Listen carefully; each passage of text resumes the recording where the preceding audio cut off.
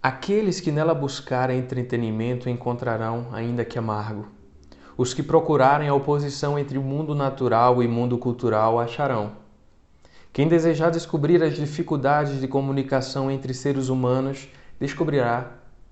Quem pretender questionar a validade da tentativa de civilizar seres primitivos, arrancados ou não de seu meio, poderá fazê-lo. Também se poderá explorar seu nível mítico a rico material, o fundão com o seu riachinho correndo, o chuapá, o monjolo e Masilha mãe cantiga, cuja música falava-lhe então de uma cidade chamada Céu. Não simbolizaria o mito do paraíso perdido? A identificação Biela-Vismundo não seria o reintegrar-se no próprio mundo natural? Os significados possíveis e até mesmo impossíveis pouco importam. Importa ver a obra como significante, gerador de múltiplas significações que configuram o mundo. Assim é uma vida em segredo, porque assim a vida. Segredo e mistério que só a arte é capaz de desvelar ou revelar. Sejam bem-vindos, meus amigos e minhas amigas. Eu sou Igor Salles e você está no Conversa na Catedral. Hoje nós vamos estrear o canal com um escritor brasileiro que é uma joia, talvez esquecida nas estantes da nossa história literária, Altran Dourado. Altran Dourado é um escritor mineiro de Patos, nascido em 18 de janeiro de 1926. Escreveu contos, novelas, romances e também possui algumas obras teóricas.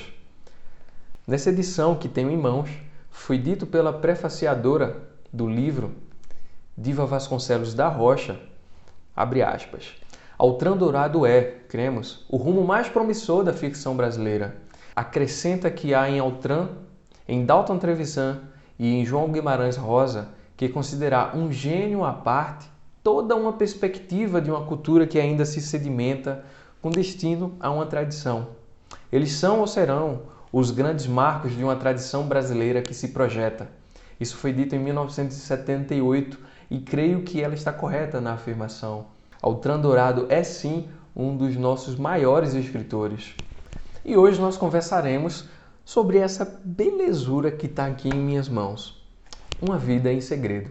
Tratando-se de uma novela, não temos muitos personagens ou vários núcleos, mas o núcleo principal dessa novela aqui é a família da prima Biela, a família Fernandes. E Biela é a nossa personagem principal. Junto à prima Biela, nos será apresentada a família. Primo Conrado, Constança, que formam o casal e chefe da família, e os seus filhos, Alfeu, Silvino, Masília, Gilda e Fernanda. O pai de Biela, Juvencio Fernandes, Coronel Elpídio, seu Zico e o filho Modesto. Essas são as personagens onde uns mais e outros menos farão o enredo caminhar. A novela se inicia em plena discussão entre Conrado e Constança. E aqui eu vou ler um trecho para vocês, tá? Inicia assim. Quem deu a ideia de trazer prima Biela para a cidade foi Constança. Deixa, Conrado. Traz ela cá para casa, disse. Veja, como a narrativa é construída, a voz da personagem se mistura à do narrador, trazendo uma fluidez maior e um ritmo mais dinâmico à narrativa, além de uma certa sofisticação. Voltando. Biela fica morando com a gente. Pode até me ajudar com as meninas, fazer companhia. Olha, quando você vai para a roça, tem dias que eu sinto uma falta danada de alguém para conversar. De noite, então, tem Masília, se limitou Conrado na resposta. Outra vez aqui, a voz da personagem se mistura à do narrador e só após a interferência, ele, o narrador, nos diz quem falou. Foi Conrado quem falou. Masília, disse ela, ainda é menina. Já é mocinha, disse Conrado, de pouca conversa. Conrado de pouca conversa, não Masília. Altran é muito habilidoso nesse primeiro parágrafo. Em poucas linhas ele nos informa do que está ocorrendo. Uma prima que precisa de um lugar para morar, ainda não sabemos a razão. Um esposo trabalhador que por conta do ofício se ausenta da família, deixando a esposa solitária. Descobrimos que o casal tem ao menos uma filha, que está entre a infância e a mocidade, mas que ainda não é uma companhia madura para a mãe. E ele continua. A princípio, Conrado não deu muito ouvido, tinha outra coisa em mente. A ele, como homem, competia decidir, ainda mais agora, tutor e testamenteiro. Era calado, ordeiro, sério e compenetrado. Aqui Altran já nos dá algumas características da personalidade de Conrado. E nesse segundo parágrafo, a figura vai tomando forma. Conrado tornou-se tutor legal da prima. Biela é órfã e quem não se compadece de uma órfã, não é mesmo? O enredo, então, trata de uma mudança na vida dessa família. Uma pessoa nova chegará e isso, naturalmente, mudará um pouco a dinâmica da casa e, em muito, a vida de prima Biela. Logo em seguida, percebemos que o foco da novela é justamente a prima Biela.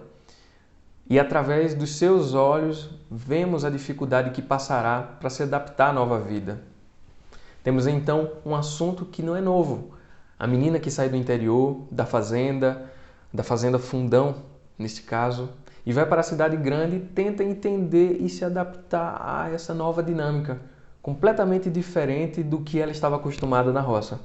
Para mim, particularmente, eu esperava uma personagem diferente, mas Altran nos apresenta uma personalidade medíocre. Ele fala, abre aspas, prima Biela não era uma presença tão marcante, ou, como um gato, prima Biela deslizava a sua mudança pela cozinha, pelos corredores, pelas salas, sem que ninguém se lembrasse de perguntar por que ela estava assim tão mudada. A aparição de Biela na casa dos primos é um tanto decepcionante. Todos tinham a esperança de encontrar uma moça bela, formosa, interessante, mas nada disso. Vem uma criaturinha que fora criada como um estado primitivo, sem modos, sem letras, descuidada e abandonada do trato feminino. Biela é mais velha e mais acabada do que deveria ser. Ela se encanta com as primas e teme principalmente o primo Alfeu, que numa das suas brincadeiras a segue pelo quintal e a surpreende, pasmem, mijando em pé feito uma mula. E tem dessas cenas engraçadas, um tanto chocantes, não é?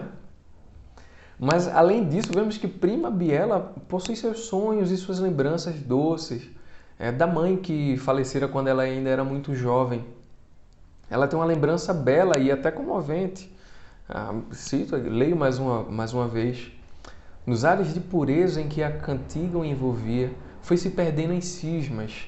E a mãe vinha de novo abraçá-la, tão bonita, tão mansinha, tão pura como ninguém. E era a voz da mãe que ouvia enquanto ela própria cantarolava baixinho.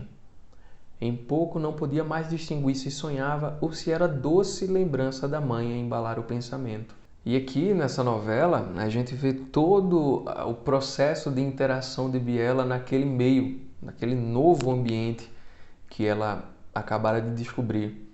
A família acolhe muito bem, não esconde nada dela. O primo Conrado, que é tutor e administrador da fazenda e da fortuna que foi deixada pelo primo para a filha, e ele não esconde nada de Biela, tudo ele conversa sobre as mudanças necessárias que ele deve fazer na fazenda e na gestão dos negócios. Diz que ela tem muito dinheiro e que se ela precisar é só pedir, que é tudo dela. E Biela, alma simples que não quer nada, não sente falta de nada. Constança, a esposa de Conrado, vê que uma menina rica como ela não podia andar de qualquer jeito. Um panos que a faz mais parecer com a empregada do mato do que com a senhora abastada, que ela é de verdade. Aqui vemos então um pouco das contradições humanas.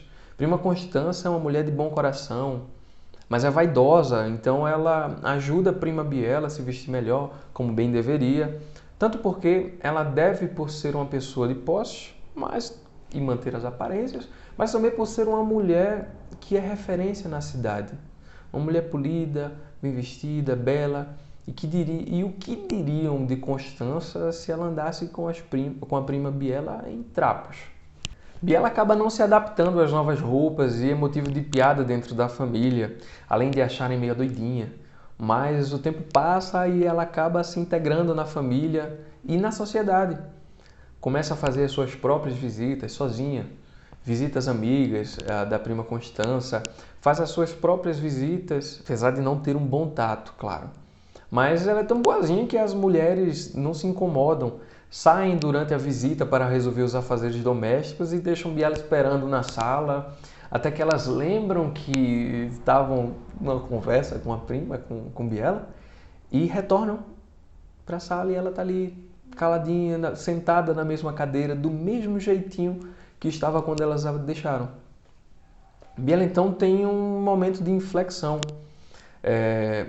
Bom, em determinado momento da novela, o tio Conrado acaba tendo uma discussão no bar onde ele ia para jogar e ele acaba sendo expulso assim do bar e ele não quer voltar porque ficou uma situação meio constrangedora para ele, de modo que ele acaba juntando alguns amigos para jogar em casa aos sábados.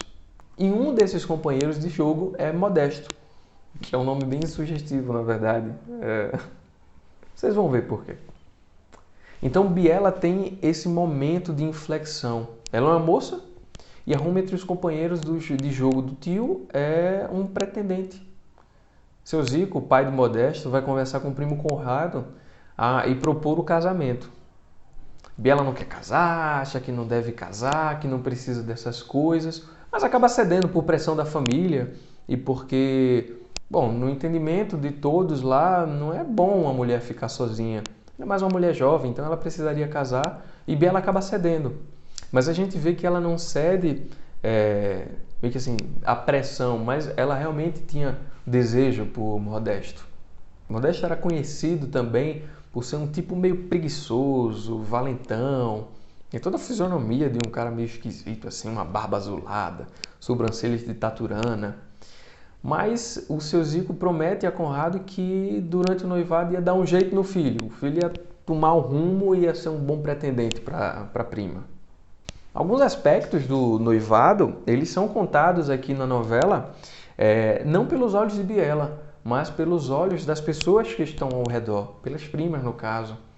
E elas acham muito estranho que o noivo, assim, nas conversas que tem com Biela, ele não se interesse tanto por ela, mas pela herança. Quer saber o que ela tem, o tamanho da fazenda, os animais. Elas chegam para falar com a mãe, com a Constança, sobre isso. E a Constança defende o interesse natural do rapaz, porque ele, enfim, seria o administrador de todas as propriedades e de todas as riquezas da prima. Mas antes de prosseguirmos, eu quero mostrar como são sensíveis as passagens desse livro, onde Biela experimenta pela primeira vez as dores da paixão.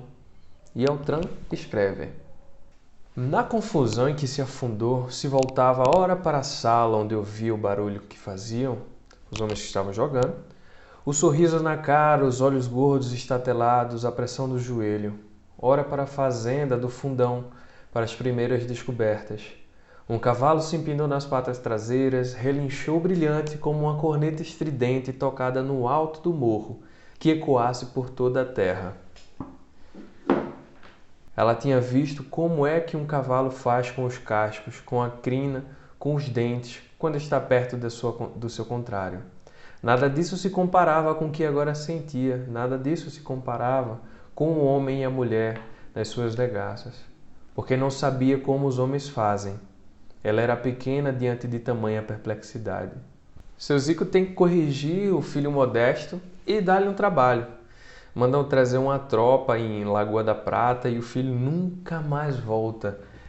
Um dos capatazes acaba dizendo que o filho se mandou para o sertão muito longe e ninguém mais tem notícia do Modesto, nem o leitor vai ficar sabendo o que aconteceu com ele, mas ele é uma peça importante porque transforma a vida de Biela para sempre.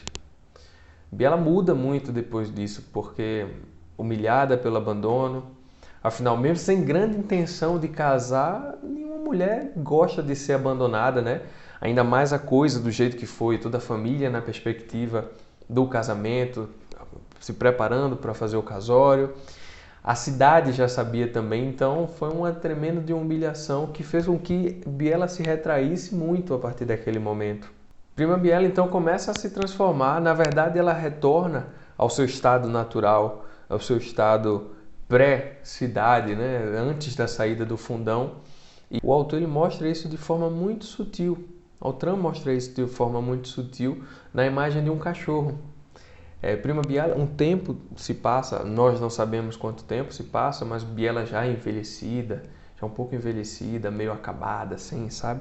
Meio adoentada, com dores no joelho. Numa noite fria, está voltando para casa quando se depara com um cachorro, que ela acaba se adotando e acaba criando uma cumplicidade muito grande com aquele animal. Quase uma espécie de identificação interraça, sabe? Tanto o cachorro se entrega a ela, quanto ela o recebe e se entrega de certa forma, criando um mundo ali só para eles, onde ela vive como se fosse a Biela ainda moça, ainda na roça.